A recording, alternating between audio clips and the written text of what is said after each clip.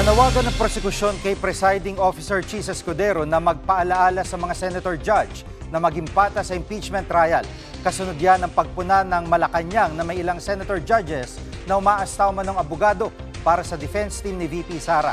Live mula sa Batasang Pambansa, nangungun sa balita si News 5 House Correspondent Marian Enriquez. Marian, ano pa ang pahayag ng prosekusyon?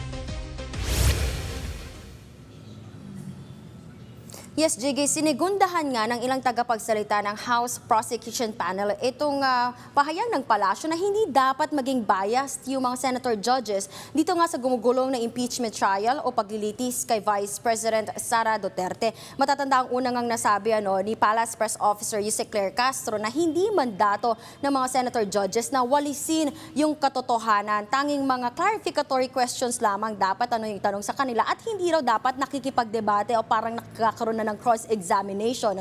At kung babalikan lang natin, JG, kung maalala po ninyo, nagkaroon ng mainit na debate, kumbaga, dito nga sa pagtatanong ni Senator Amy Marcos doon sa sinalang na testigo ng House Prosecution Panel na si State Auditor Roderick Wamil. Tungkol nga riyan, doon sa pagtatanong ni Senator Amy, doon sa accountability ni Vice President Sara Duterte doon sa paggasta sa confidential funds. At matapos nga yung senaryong yan o yung paglilitis nga impeachment trial, nagpasaring itong palasyo na ginigit nga na dapat impartial, hindi raw dapat biased ang mga senator judges. Narito naman yung pahayag ng mga taga-prosekusyon.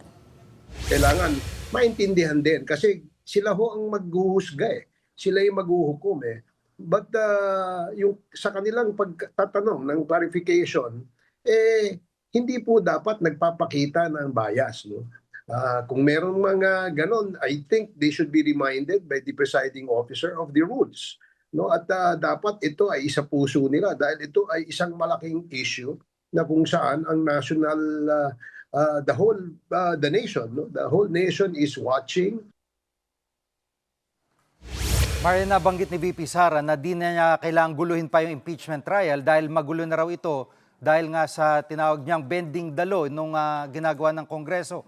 Pero may tugon ba dito ang prosekusyon?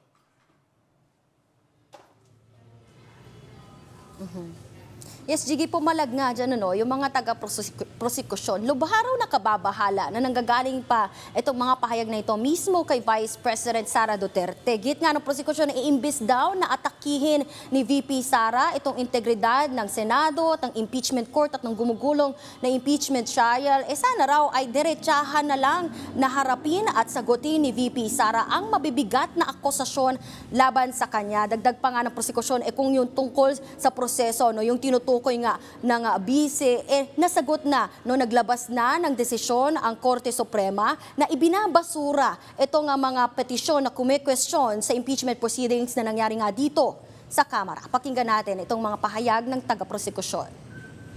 Hindi ko alam kung saan banda na merong bending of the law. Kung ang tinutukoy dito ay itong proseso ng impeachment, nagsalita na ang ating Korte Suprema at sinabing ito ay sang-ayon sa ating saligang batas, sang-ayon itong trial o yung ginawang clarificatory hearing sa House of Representatives. So hindi ko matumbok kung saan yung sinasabing merong bending of the law. Mas nakikita nating clear evidence of bent laws ay yung napakadaming ebidensya ng anomalya sa paggasta ng confidential and intelligence funds ng Office of the Vice President and Department of Education. Imagine yung thousands of acknowledgement receipts submitted to support their audit report. Ni isang official receipt walang nakita. We think it's very troubling, it's concerning because it undermines the people's trust and confidence in this constitutional institution. Dahil malaki yung problema yun, kung ang mapapaniwala mga kababayan natin na hindi maayos ang nangyayari dito sa impeachment proceedings. Mahirap po yan kung mawawala ng tiwala ang mga kababayan natin dito sa proseso na to. At Marian, kaugnay ng impeachment trial, ano ang inaasahan ng prosekusyon sa mga susunod na araw?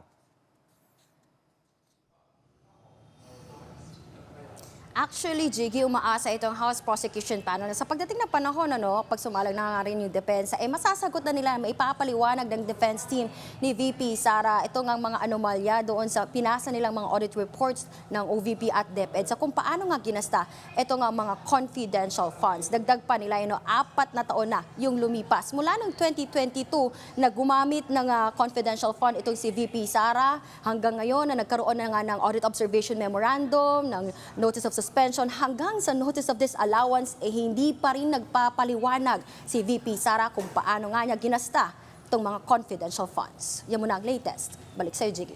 Yan ang ulat ni Maren Enriquez live mula sa Batasang Pambansa. Mga kapatid, Jiggy Manikad po. Pagdating sa mahalagang balita sa loob at labas ng bansa, dapat una sa lahat, mag-follow at mag-subscribe na sa social media pages ng News 5.